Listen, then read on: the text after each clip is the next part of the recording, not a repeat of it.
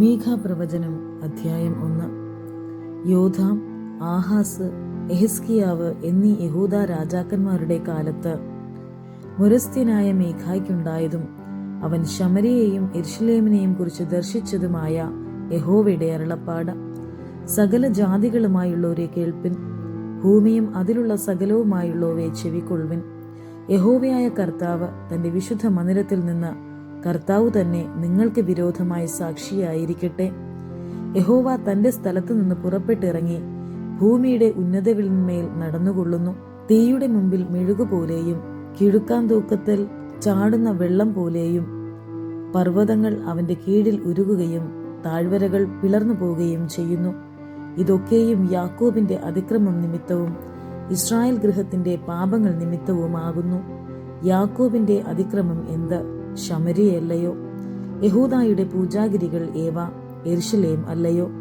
അതുകൊണ്ട് ഞാൻ ശമര്യയെ വയലിലെ കൽക്കുന്ന് പോലെയും മുന്തിരിത്തോട്ടത്തിലെ നടുതല പോലെയുമാക്കും. ഞാൻ അതിന്റെ കല്ല് താഴ്വരയിലേക്ക് തള്ളിയിടുകയും അതിന്റെ അടിസ്ഥാനങ്ങളെ അനാവൃതമാക്കുകയും ചെയ്യും. അതിലെ സകല വിഗ്രഹങ്ങളും തകർന്നു പോകും. അതിന്റെ സകല വേശ്യ സമ്മാനങ്ങളും തീ പിടിച്ചു വെന്തുപോകും. അതിലെ സകല ബിംബങ്ങളെയും ഞാൻ ശൂന്യമാക്കും. വേശ്യാ സമ്മാനം കൊണ്ടല്ലോ അവൾ അത് സ്വരൂപിച്ചത്. അവ വീണ്ടും വേശ്യാ സമ്മാനമായി തീരും. അതുകൊണ്ട് ഞാൻ വിലപിച്ചു മുറയിടും. ഞാൻ ചെരിപ്പില്ലാത്തവനും നഗ്നനുമായി നടക്കും. ഞാൻ കുറുനരികളെപ്പോലെ വിലപിച്ച് ഒട്ടക പക്ഷികളെപ്പോലെ കരയും.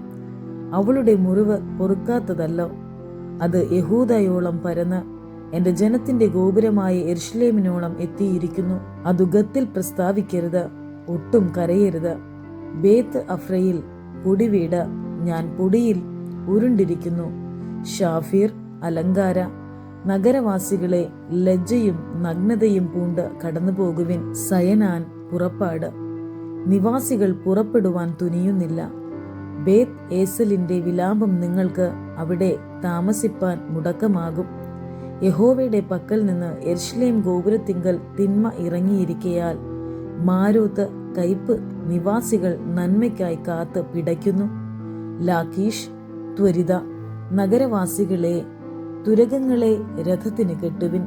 അവർ സിയോൻ പുത്രിക്ക് പാപകാരണമായി തീർന്നു.